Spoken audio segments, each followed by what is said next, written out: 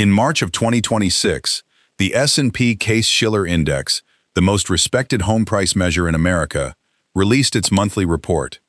Buried in that report was a number that made national headlines. Out of the 20 largest metro areas in the United States, one market posted the biggest price decline in the entire country.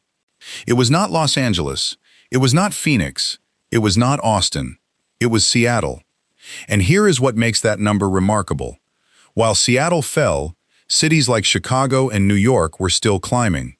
The slowdown is not national, it is concentrated, and Washington State is at the center of it. Today I am counting down 10 places in Washington where home values are dropping fast in 2026, ranked from number 10 to the single fastest falling market in the state.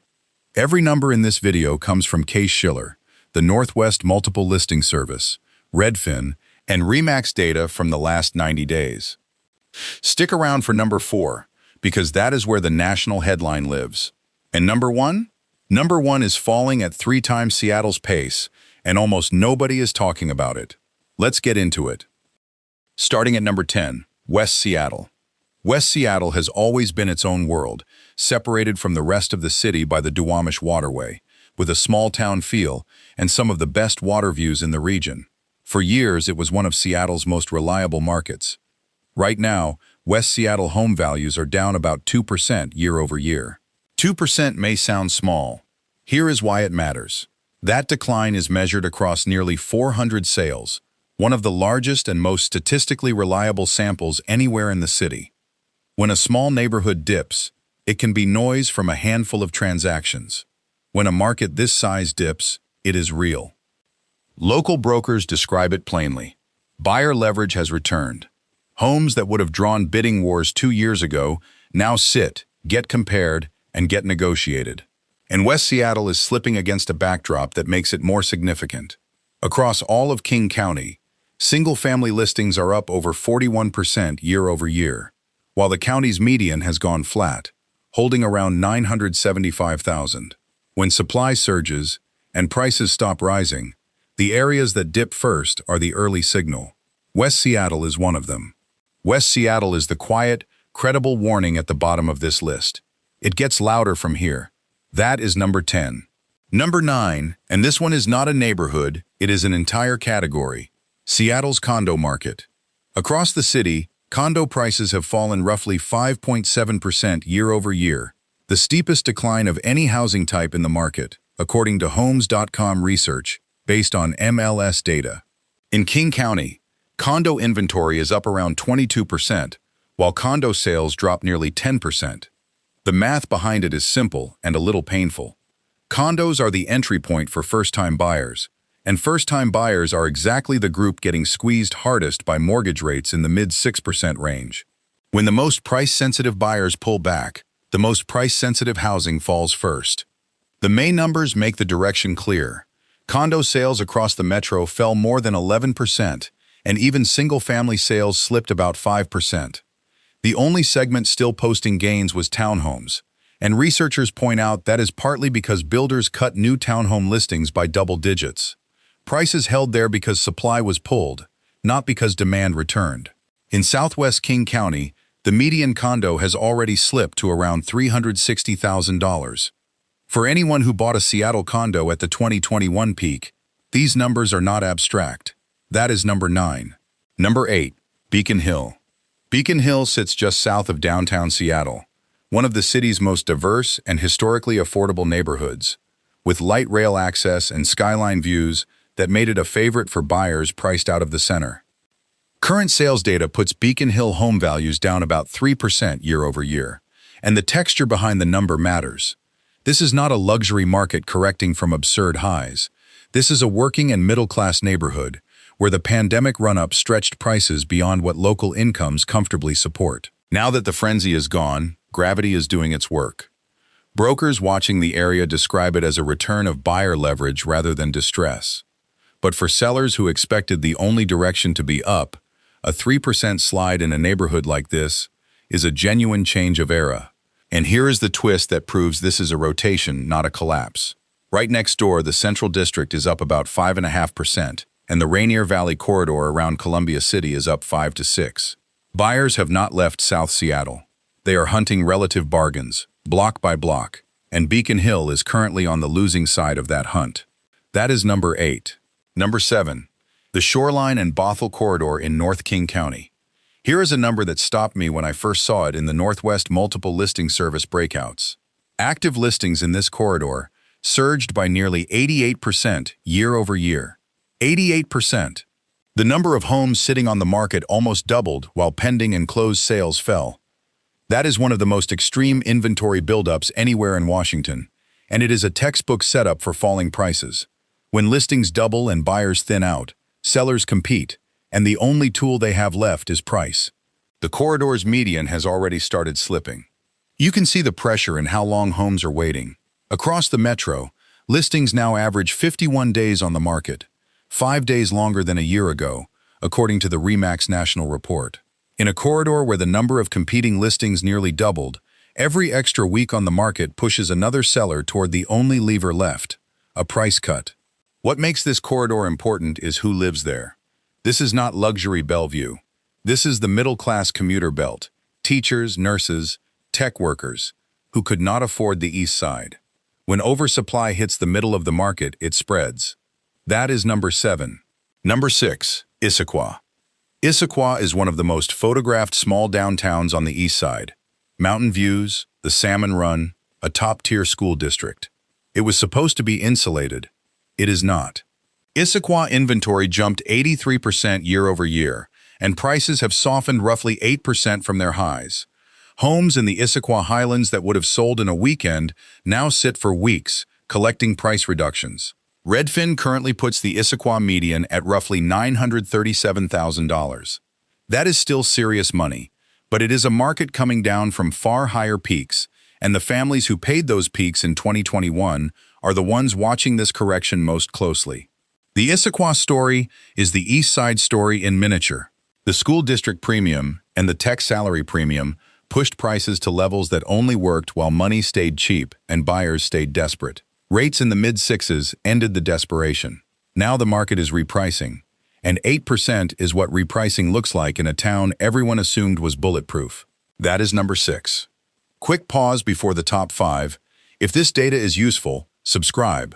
We break down the real Washington numbers every few days, and the top 5 on this list includes the story that made national news. You will want to see where it lands. Number 5. Wallingford. Wallingford is classic Seattle. Craftsman homes, tree-lined streets, walkable to Green Lake and the university. If you drew a picture of the stable, desirable Seattle neighborhood, you would draw Wallingford, which is why its current numbers are so striking. Wallingford shows the steepest credible decline of any major Seattle neighborhood, down roughly 8% year over year, with days on market more than doubling. Homes that used to sell in a week now sit for 2, 3, 4 weeks. Let me put 8% in dollar terms. On a typical Wallingford craftsman that peaked around $1.2 million, an 8% decline is roughly $100,000 of value gone in a single year. That is a full year of a good tech salary, erased from a home in one of Seattle's most beloved neighborhoods. And it is not the whole North End falling together. Green Lake, a short walk away, is still solidly positive. That is what makes Wallingford's slide so specific. Same schools, same commute, same coffee shops, opposite direction. Markets this local are markets in transition. When Wallingford falls 8%, the message is that nowhere in the city is automatic anymore. That is number 5. Number 4. Seattle itself. And this is the national headline. In March 2026, the Case-Shiller Index reported that Seattle area single-family home prices fell 2.5% year over year, the largest decline among every major metro tract in the United States. Worst in the nation. At the same time, REMAX reported that active inventory in the Seattle metro rose 39% from a year earlier, the largest inventory increase of any U.S. metro. Largest price drop, largest inventory surge, same city, same month. By late spring, Redfin had the citywide median at about 879,000, down around 2.3% year over year, with homes taking longer to sell than last year. Construction permits have collapsed from roughly 32,000 units a few years ago to around 14,000, a signal of how builders see the next few years. Two more numbers complete the Seattle picture. First, this is not a national downturn. More than half of the 20 major metros did post declines, but Chicago was still up over 6% and New York up 4%. The weakness is concentrated in the West, and Seattle leads it. Second, the people. Redfin search data shows about 17% of Seattle buyers are now looking to leave the metro entirely, and their number one destination is Phoenix, followed by Spokane and Portland. Homes are also sitting 10 days on average now, up from 7 a year ago.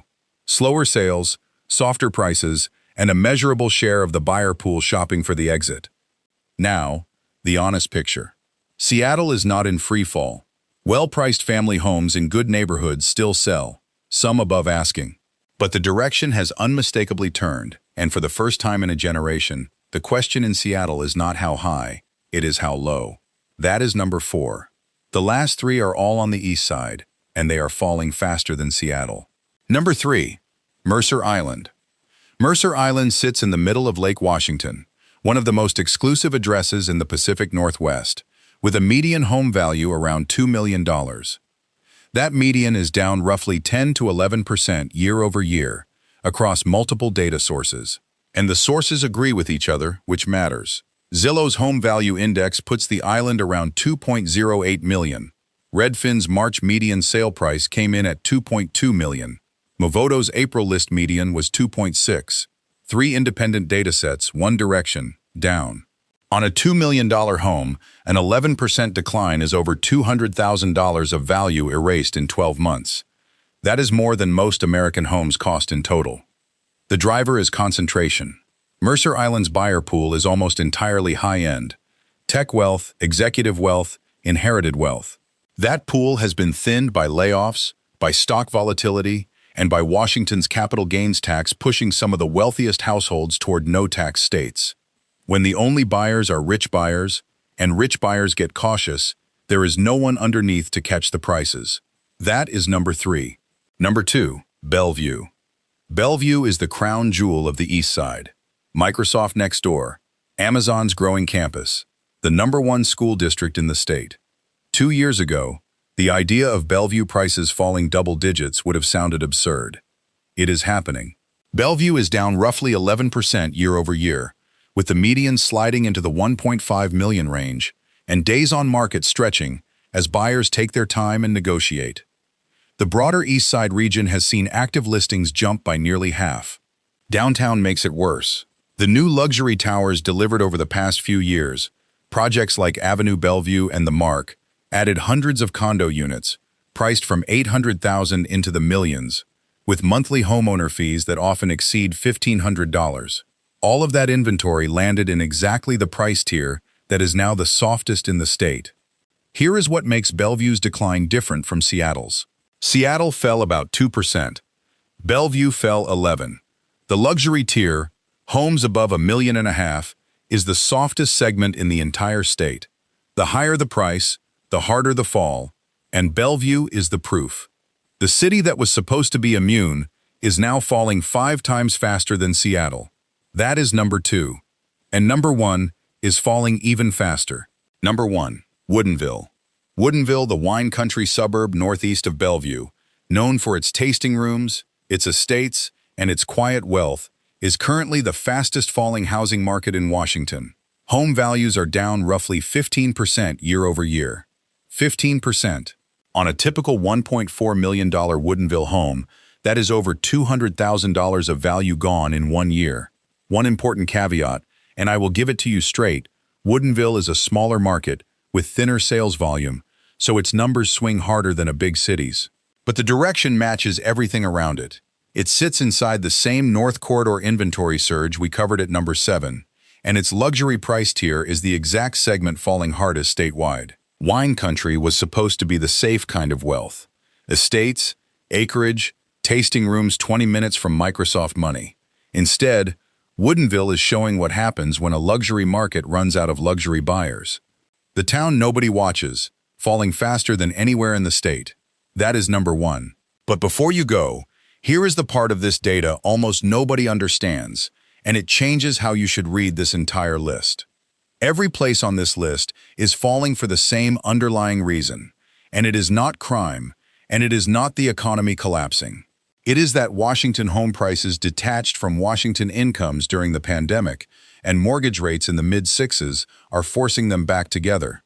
The correction is concentrated at the top, Woodinville, Bellevue, Mercer Island, because that is where prices detached furthest. Entry-level neighborhoods like the Central District are actually still rising. This is not a crash everywhere. It is gravity, working from the top down, which raises the obvious question. If this is where values are falling, where are all those unsold homes piling up? Because in some Washington cities, brand new houses are now sitting on the market for months, with no buyers at all. That is the next video, and the inventory numbers are honestly hard to believe. Subscribe so you do not miss it. The data always tells the real story.